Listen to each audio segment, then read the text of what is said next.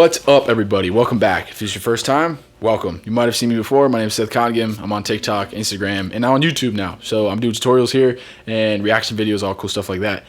I'm not going to waste any time. Let's dive right into the tutorial. So first things first, I am tuning to D, but I'm going to explain everything as if it were in standard. I'll also drop some hints on like, hey, this is what would be in D, but going forward, and even in the tabs in the beginning, you would have seen it said standard tuning, I think right here, maybe on this side of the video.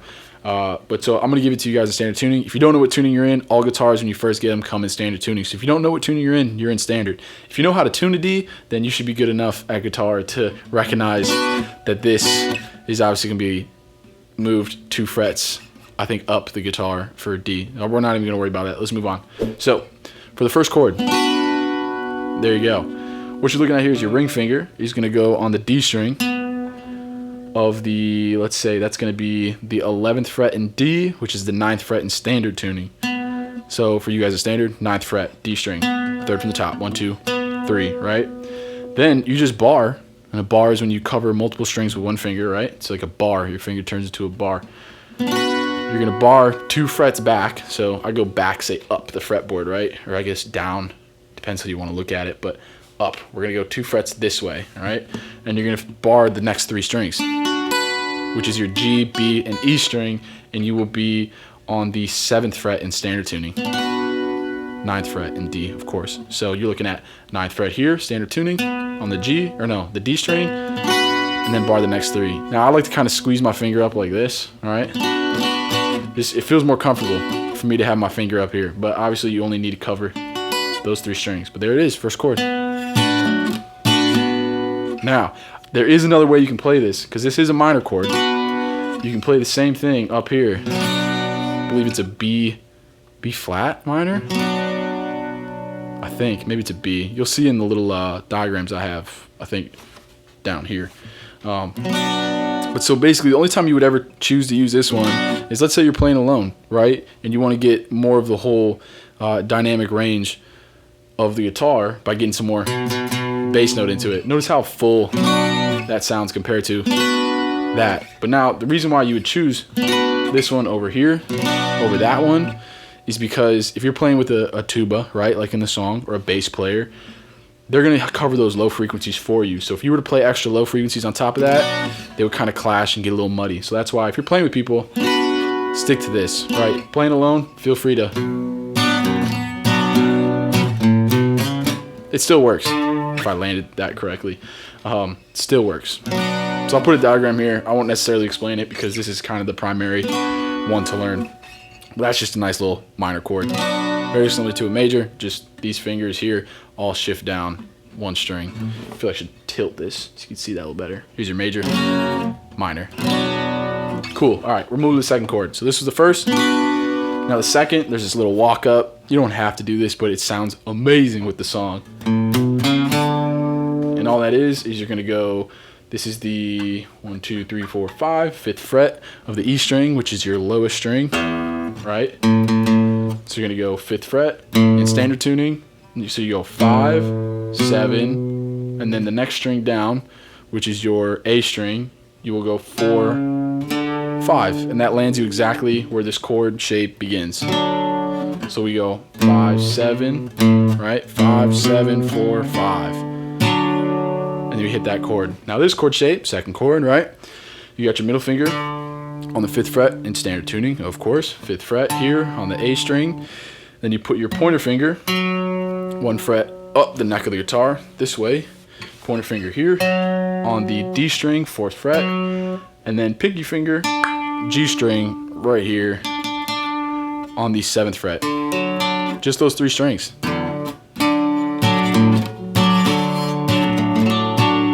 Now, notice how I'm doing this little alternating.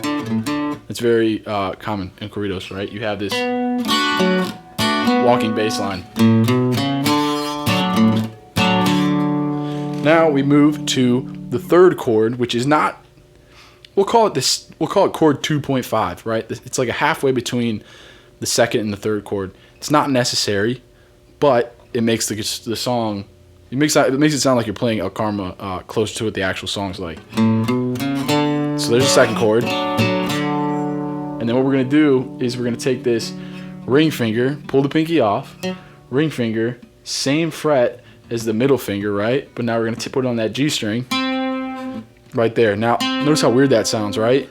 But played with the rest of the strings, it gives this kind of like dissonance, which pulls you towards the third chord. That's why I like to call it like chord 2.5. So you have chord 2, 2.5, and then here we go, chord 3. Notice how that resolves. It's awesome. Resolves to the third chord. So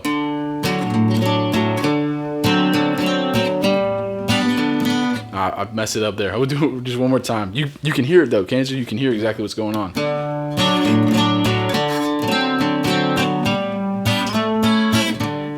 Right, so that's where we're going. So here, the third chord. And this is the last shape we have.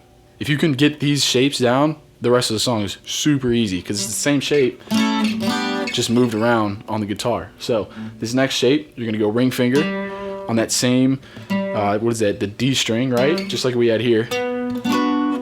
Same thing. You keep that ring finger right here on that same string, but we'll put it on the 5th fret in standard tuning, right? Middle finger is gonna go here on the 4th fret of the G string, the string right below, right? So if I went like, that sounds so gross, but there's your D string, right? You can see my pick, and then the next string down, right? There's your G string. Put the middle finger there, 4th fret, and then just bar the next 2 strings. Now, just like the first chord, I like to have my finger up here, even though I'm not playing these top 2 strings. And that these middle 2 strings are covered by, right, my ring in my middle. It feels comfortable to have my hand there. So what you'll do is you're gonna go ring, middle, and then 3rd fret, the B and the E string. There's your 3rd chord. Now the 4th, right, we're just gonna show you the 4th and I'll kind of put it together. The 4th chord, right, what we do here is we just move this shape up 1, 2 frets. Now, that can be kind of tricky to keep track of your fingers if you just, if you try to count like this. I always like to think of my ring finger, right, as kind of like the home base. So here we have this shape. It's a nice little major chord shape. Now, I know this right here is going to be on the 5th fret. So if we move the whole thing up 2 frets for the 4th chord, I like to think of right here, right? It'll be the 7th fret. Is that, and then the rest of my fingers will fall down in the same way that they were above. So I stare at this ring finger and I just go, hey, we're on the 5th fret with the ring finger, and I slide that ring finger up to the 7th fret, keeping all these other fingers the same. And I'll tell you, right, so you got 7th fret ring finger, middle finger on the string below, the G string on the 6th fret, and then the B and the E will be the 5th fret. There's chord 4. I'll put it together real quick.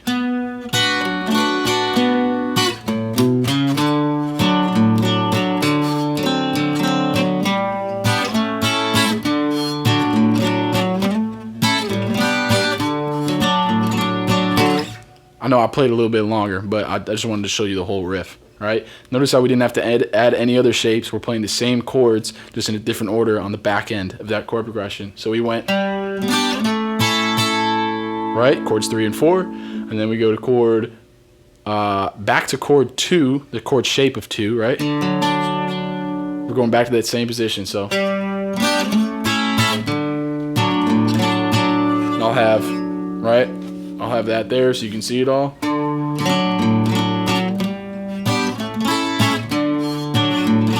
All right, that's where we're going. We're going to go 3, 4, 2. Now, we go back to the 4, to 3, and then to 2. And that's it.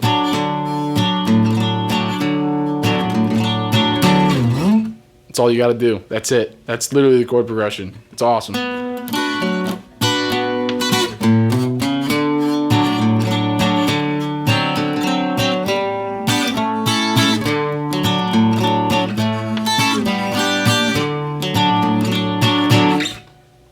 Congratulations, you just played El Karma. I'm so proud of you. Well done. Let's do the Requinto. Cool. So the Requinto, let's dive into this. Now, Don't even worry about me having a capo here. I put the capo there because I mentioned this early in the video, but I put the capo there because I'm tuned into D. So what that means, we'll just briefly touch on this. My whole guitar is tuned down 2 frets. So this is going to sound deeper than your guitar most likely, because I would assume you're probably in standard tuning, which most people are. That's like, I mean, it's standard, right? It's standard. I like D because it kind of extends the length of the guitar, and I feel like I have a little bit more freedom to, you know, get kind of crazy on it. It's the same thing. It's just every string, right, is tuned down 2 frets. So if I take the capo and I move it to the 2nd fret, right, so there's 1st fret, 2nd fret, I'm now technically in standard tuning. If you strum your guitar, it should sound like this. They should sound identical, right? Standard tuning. I might be a little bit out of tune because the capo, like, it'll squeeze the strings, and I'm in D, so the strings are a bit looser, and it flexes, and physics, right? So here we go. Let's get into the Requinto. I'm going to say everything as if it's in standard tuning. The tabs at the beginning are in standard tuning. You don't got to worry about a thing. You are taken care of. It's going to make sense, all right? So here we go. The beginning of the Requinto, part 1. I'm going to play this in little chunks. I think that's a great way to learn. Memorize it in chunks and then put it all together. I'm going to play everything 2 times slowly and then 1 time normal speed, so you can kind of get the gist of it, the sound of it, and then we can paste it all together all the way at the end. All right, so here we go. Here's the first part.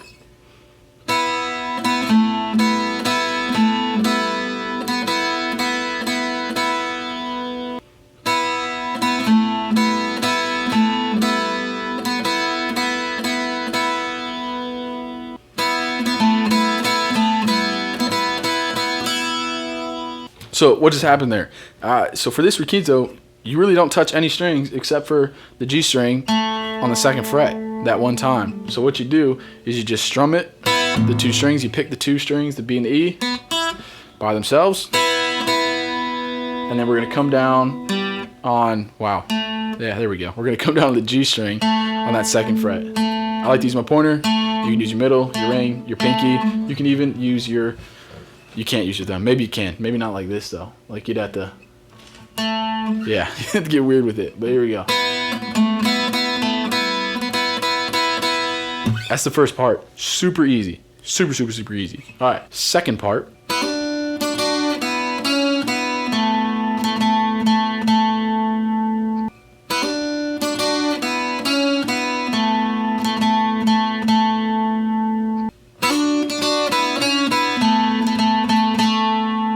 So if you notice there, I did this little kind of hammer on. If you listen to the song, he actually does that for, like, in this whole second part, he does that for almost every single transition between these little chords, 2-note chords. He goes. You can hear it there, right? When we go. It's not necessary. You don't have to do it. You can always play it like this. But if you kind of want to get it in the style that Ariel Camacho did and get that freaking flavor in there, you know, that little bit of tastiness, you would play like that. Now, super easy again. We're just going to go 3rd fret and 2nd fret, hammer onto those, and then we're going to go 2nd fret of the B string, open, and we're on that G string, hitting the 2nd fret again. Super easy so far, not difficult at all. If you can't get it, take it slow, and you'll get faster as you go. If this is your first song you ever played, it's going to be hard, guys, right? But if you played a bunch of songs, you probably picked this up super easy, and you've been freaking double tapping the screen going, okay, 4 10 seconds, 4 10 seconds. All right, here we go, get to the third part.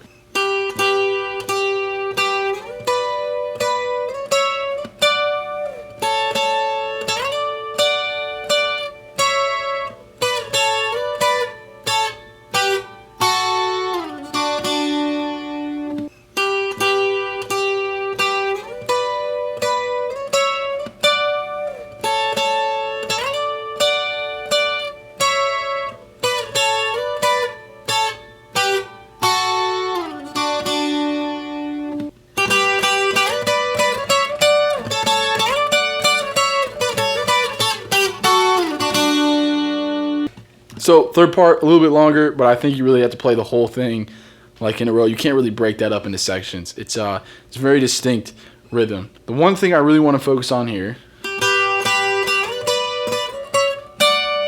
is when we get past this part, Ariel really, like, he does these slides. He doesn't just go.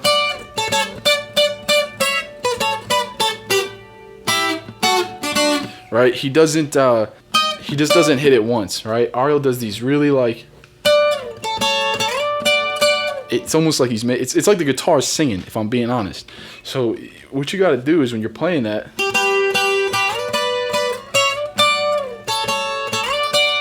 is leave your fingers stuck to that fretboard. Don't take them off, right? Don't pick them up. Don't take them off, right, to play each note. You're going to slide through them. Even on the first little part.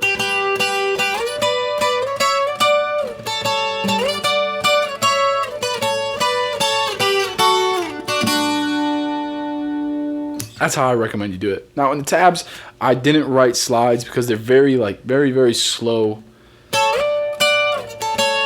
It's a very slow slide. It's not a fast slide, so I didn't put the slides in there. Now obviously you could always play without the sides.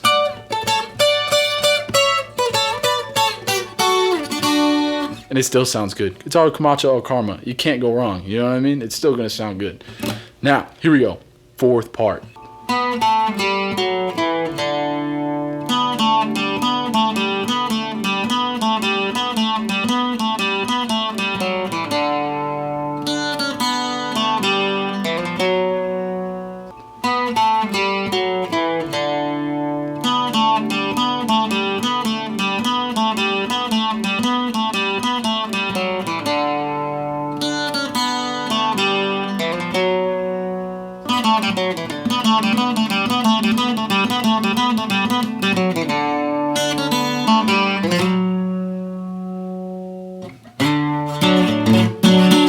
So for this last part here, when I played it slow, I probably didn't get all the...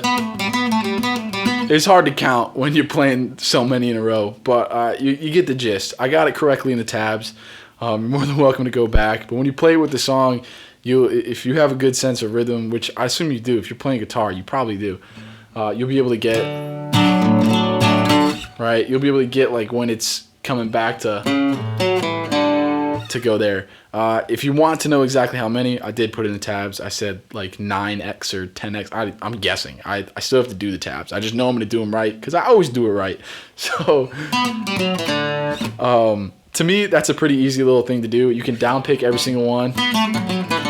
To me, that's not really the hardest thing to do. This whole thing, you're just going fourth, second, open, right? Same thing with the string above it. Except for the little B string part where you go right 3, 2, 0, and then the G string 2, 0, and then your D string 2, 3, 4, and it goes right into the chords. You can slide up. You can take your middle finger, put it on the 3rd fret of the A string, and slide up to the 5th.